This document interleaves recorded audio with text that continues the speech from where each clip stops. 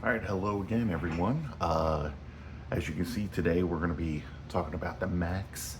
Uh, I've read the complete series, although I don't own the complete series, but it's been a while, and I just read through this one again, and this to me was probably the darkest image book to come uh, out of all of them, which is wild, but I really think that it is. But before I get started, let me tell you a little bit here. My name is Bob, and I am a comic book artist, and I'm currently working on a comic of my character, Ghost Girl, and that's something that should be done within a month or two. At which time I'll probably run a Kickstarter or something in order to get funds to publish the book.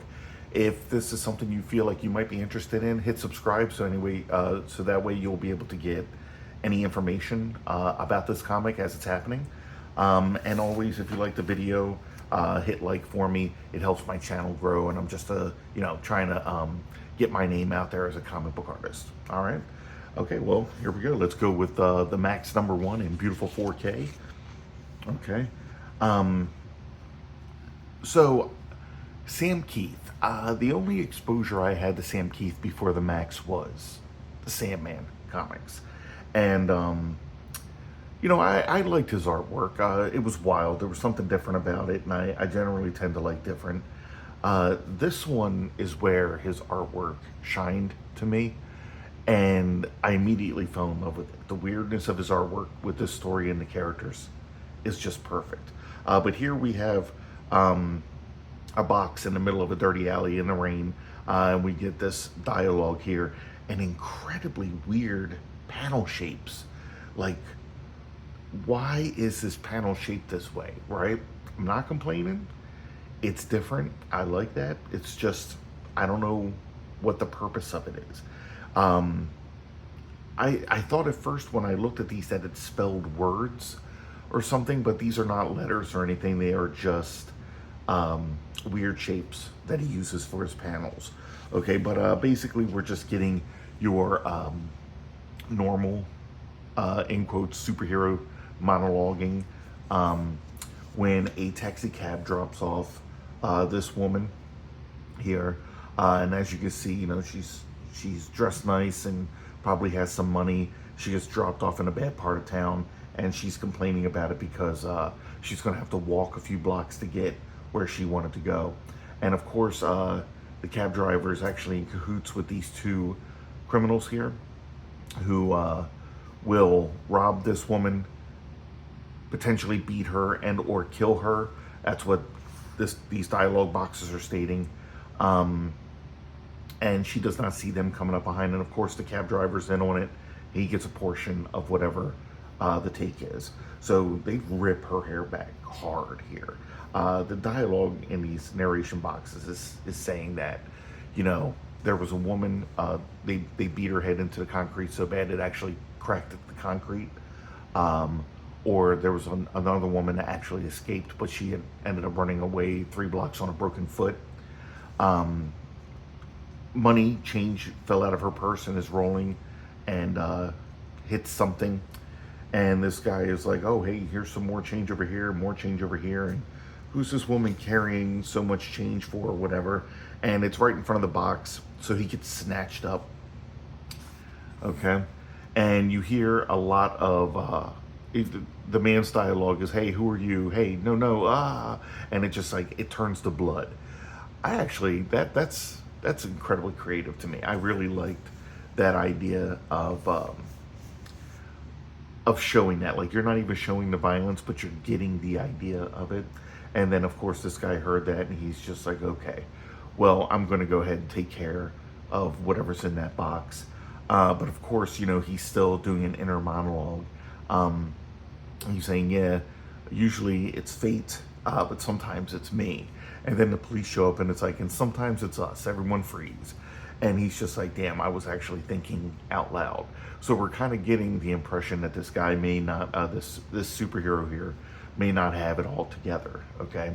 Then the woman, the victim, is lying here on the ground, and she it's like, oh, finally the cops have arrived, and whoever this figure is like, the police are gone, and it's like she doesn't even really hear it. She's like talking about how maybe she should give that guy money because he's a homeless guy who saved her from potentially being raped and murdered. And then she's like, wait, you're not, and he's like, no, I'm not. And of course, here's her shoe, some more blood, something took place now. Okay. The police have put Maxx in the back of their car. Yeah, here we go too. I like this. I have all of these and I am going to run through them because I did not read these back in the day when they came out. I saw them everywhere. I, at that time, had never even read Watchmen, so I didn't really know who Alan Moore was. I had heard, the legends, but I had never checked out anything. I never read Swamp Thing or that. And then this looked like the stuff that I wasn't into at the time. So I just never grabbed it. But now I went and got them all, and I'm just thinking to myself, like, man, that was such a waste because these were so good. And I would do anything to have those books back. But anyway, we'll continue on here with the Maxx. So you've got these two cops going back and forth here, talking about where they should take this guy. They're not going to, take him to prison or something. They want to take him to some kind of hospital or something. But the other officer's like, no, that place is filled up and blah, blah, blah. So we're just going to have to take him, to jail. All right. And apparently his head is thumping, as we can hear from these sound effects. It's like sparse over here, but then it starts becoming stronger and stronger over here. His head hurts. He lays down in the back seat, and then he wakes up in this other world. Okay. And the thing is he's saying he's like, where am I now? He doesn't seem to recognize it. Doesn't seem to know what's going on. And as he's sitting there, hands start coming out of the ground, and while the hands are tiny, they have, the strength of a full man, of a full-grown man, and they seem to be like trying to rip him down into the ground. He starts to remember at that point, right? He's saying that, those arms are starting to fade or whatever, or I don't know, the nothingness is starting to fade, I don't know. And then he's remembering that he's back in Australia, and not the Australia that we know, the real Australia, which is, as he puts it, the smoking caves, the gods who eat mountains, the flying dragons, the rivers of gold, and the leopard queen, which is this girl right here.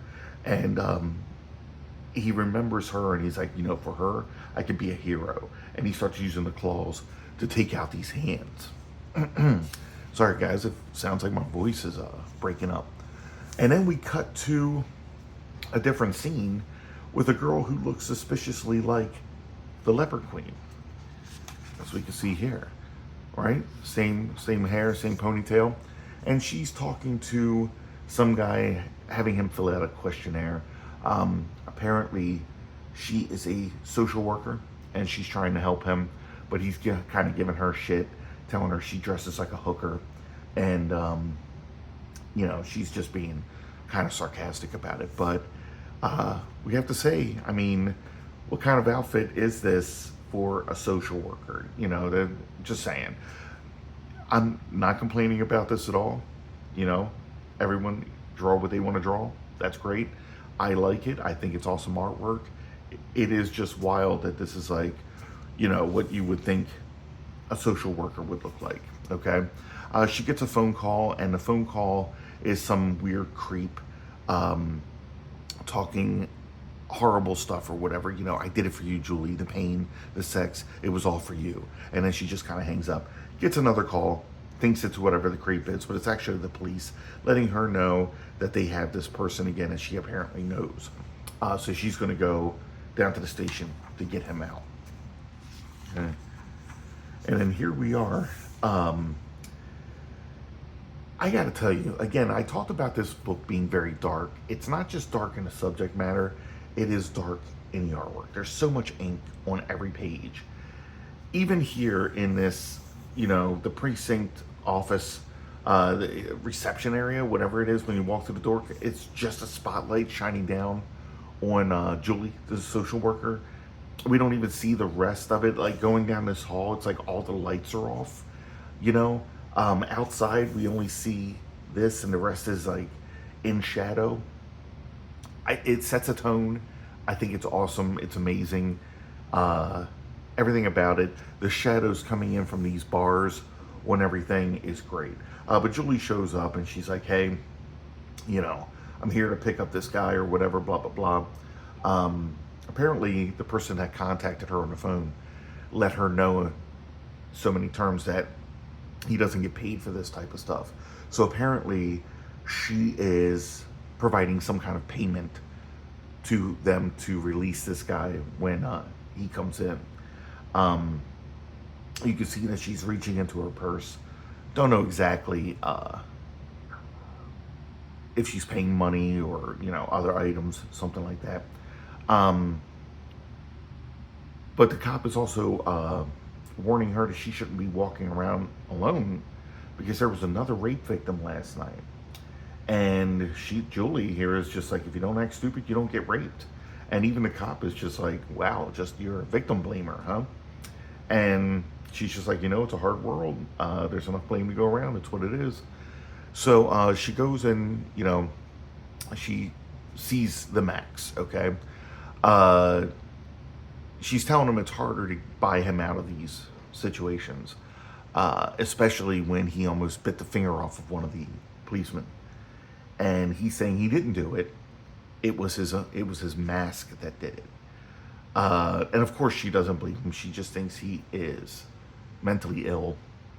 As you can see, that she easily dismisses that.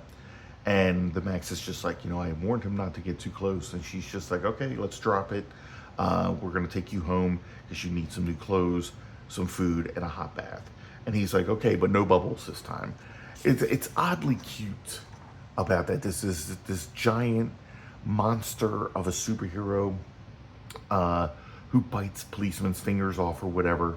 And she's kind of just treating him as like, you know, like this kid brother type deal or something like that. And she's just like, all right, let's get you home, get you changed, cleaned up, and feed you and everything. And he's just like, okay, but no bubbles. You know, it's wild. I love the tone, okay? He ends up on Julie's couch, and he's talking. Oh, so it starts with him being in Australia again, his dream or whatever, and then he comes back to Julie's couch and he's saying that everything in Australia was a dream, or is everything here a dream? He doesn't know. He's kind of caught between two worlds. She brings him a hat and a coat, thinking that it will help disguise him so that, you know, they don't see this giant purple and yellow monster walking through the streets when he leaves.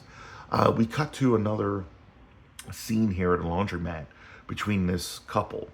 And we can see here that the guy's getting a little handsy. And the girl is just like, hey, you know, why don't you cool down a little bit and go get us some sodas? So he leaves. And right after he leaves, another person comes in. I just think this is so insanely cool. This is so wild because it's like, this came out after Spawn, and Spawn was the Image character with the cape. And then we have this guy coming in, and it's like his cape is alive too, and we got to show how big it is, and it's like it covers everything. It's I don't know, that's just wild. I really like that. But of course, this girl's just like crap, and then all of these little mouth creatures start coming out of the cape, and luckily she had a knife that she explained on the last page that she got from her uncle, because, you know, a lot of bad things have been happening in their neighborhood lately. So she was, you know, keeping it for protection. And she's telling him to get away or she's going to cut him. And he's like, no, I don't think you will. So now this guy is coming back with the sodas. And he's talking to himself, psyching himself up. He's like, you know, if you're going to make me go out and get us food and drinks all the time, then we're going steady together, okay? That's what I'll say to her. And if we're going steady, that means, you know, he gets cut off, but we all know where that's leading. But when he comes into the room, we can see this broken dagger holding bits of her clothing up here. And she's just like, I'm hurt, Tommy. Oh God, he did things to me. And this guy is just shocked. And there's a lot of comics who will show you the person afterwards or whatever, thinking that somehow that will be the gut punch, right? That you'll see it and be like, okay, this is the worst thing ever. Not showing it allows your imagination to go so much further, and I think it's more effective. And just again, the way that the dialogue changes like this, it's I don't know, it paints a picture in my head, and I think of like the worst thing here, the dialogue, the bubbles, everything. It just again, I said that I felt that this was absolutely the darkest book to come out of Image at this time, and this is proof of it right here. Okay, so cut to Julie again, back at her house/office. The Maxx is now wearing his disguise when Julie gets another creepy phone call. And we can see here, it looks like it's one of these mouth creatures dressed, in a trench coat and a hat. And he's on the phone and he's like, the others cry out for you, Julie Winters. The screams of agony are the kisses that I place along your neck. Just weird, creepy dialogue. And she's just like, hey, that's really interesting. Tell me more. So the creature's like, okay, obviously you have the phone tapped, but it won't matter because I sent one of my servants to a payphone. So even if you find it, you're not catching me. But the Maxx has already left. And as the Maxx was walking, he's like, hey, do I know this little guy? And that little guy sees the Maxx too. And he's just like, oops, okay, I'm out of here. And the Maxx is just like, hold on now, you're like one of those creatures from my dream, only black. So he starts chasing him, and he's also wondering why no one else can see this thing that's only like 1.5 feet high. So he's chasing him through these alleys. The alley gets a little too skinny for Maxx. This thing jumps through into a dumpster. The Maxx slams the lid trying to catch him, only to find out that the thing chewed a hole through the dumpster and got away. But he's up there like coming down to attack the Maxx.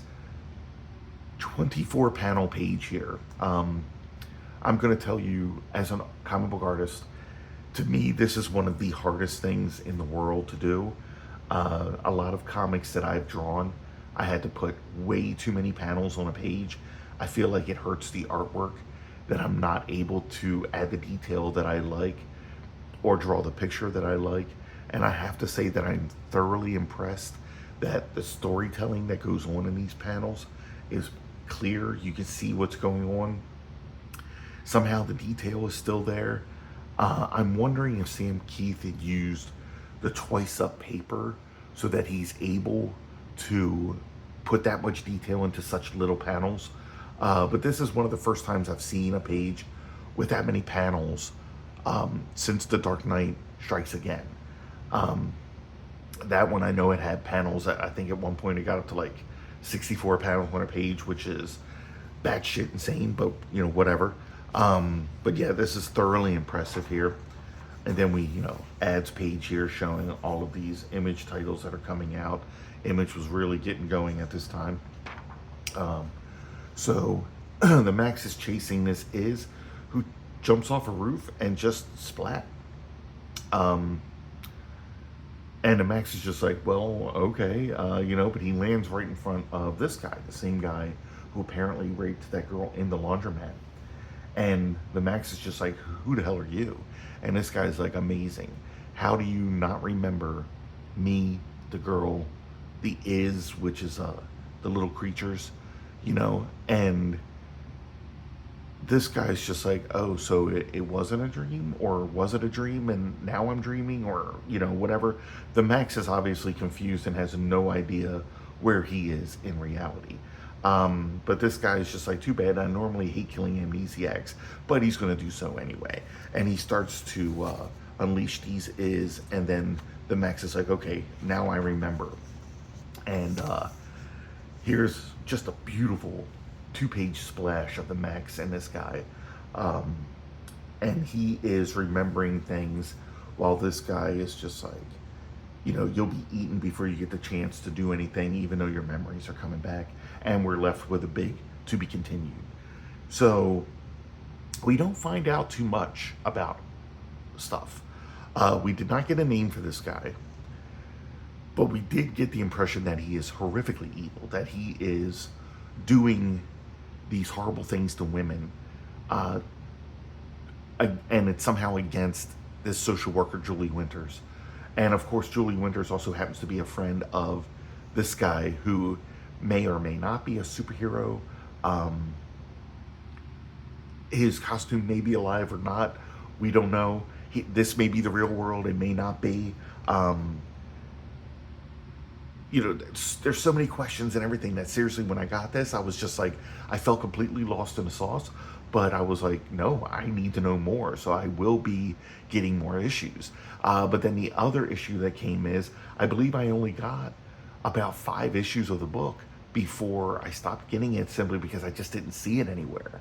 And that was a thing. So like, I was collecting all these books and I'm going around to wherever these comic book stores were, but they all seem to have been closing in my area, and I didn't have many places I could go to, and the closest one was miles away, and I didn't even have a driver's license at the time.